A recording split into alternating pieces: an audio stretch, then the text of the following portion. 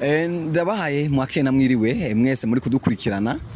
Ndi kumwe n'umuririmbyi w'indirimbo Mpimbazamana ni Priducer Magnifique. Tukatubona hari uwo bagendanye. Nshaka imbere ya byose aturamutse canke aramutse mu muri kumukurikirana muri kumurorera hama vyongeye acyongira adu present uwo bari kumwe. Yego murakoze cyane ndabaramukije gose mu izina rya Yesu. Hanyuma ni Priducer Magnifique.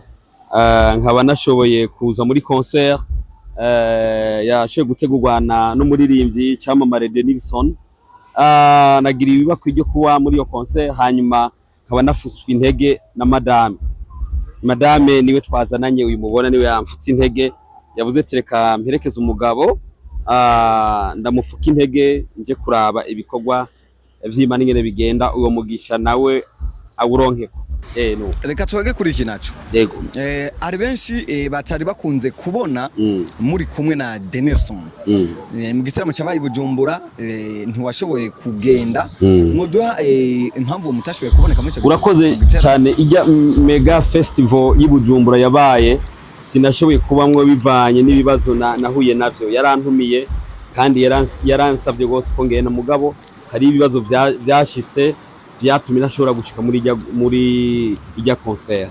Ariko ni inshuti yanje hafi, dufitaniye ubucuti bwiza cyane kandi burebure, dufitaniye n'urukundo mu bisanzwe, tubanye neza kandi turashigikirana mu bikorwa by'Imana. Yego. Tuvuga kuri iki naco.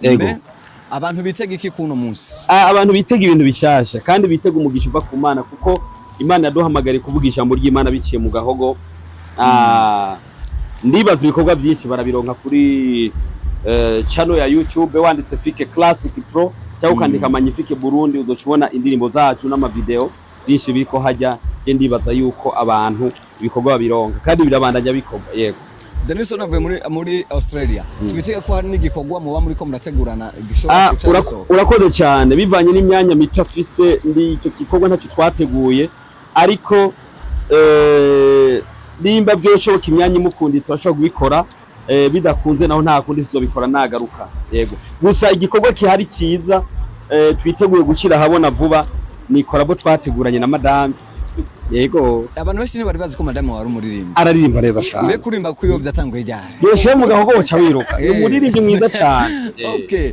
Novuga ko yabitanguye mu bana canke byatanguye kuva wagiye kubana zari umuririmbyi. Mu bisanzwe madame wanje n'umuririmbyi kabisa, maze gupima nasanze ingabire yiwe nayo imeze neza.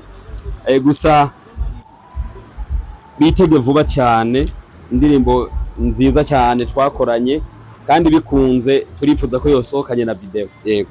Reka tubashimire hama tuze kuja hajya turabe ingene bimeze ko baza batanguye, hama turaza kubarondera niyo igikorane carangira.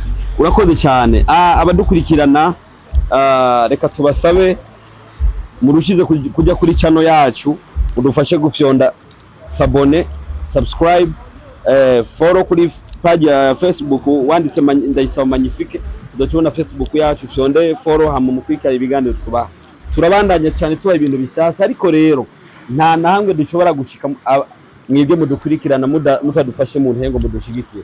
Yego. Indirimbo tuzisohoye ndayisohoye ndumwe, iyo ndirimbo sindayumvirira jenyene, nsohorera mwebwe abafanzi abadukunda musanzwe mudukurikirana, ijya ndirimbo ikabahezagira nuko. None rero ntabikishije amajambo, tugiye muri concert, ndibaza muzobibona ingene byagiye biragenda. Imana ibahezagira. Rero madame nabasezere nawe.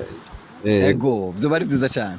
Abasezeye nande. Yego. Murakoze. Nawe arabasezeye. Murakoze cyane. Sawa, Imana ibahumugisha.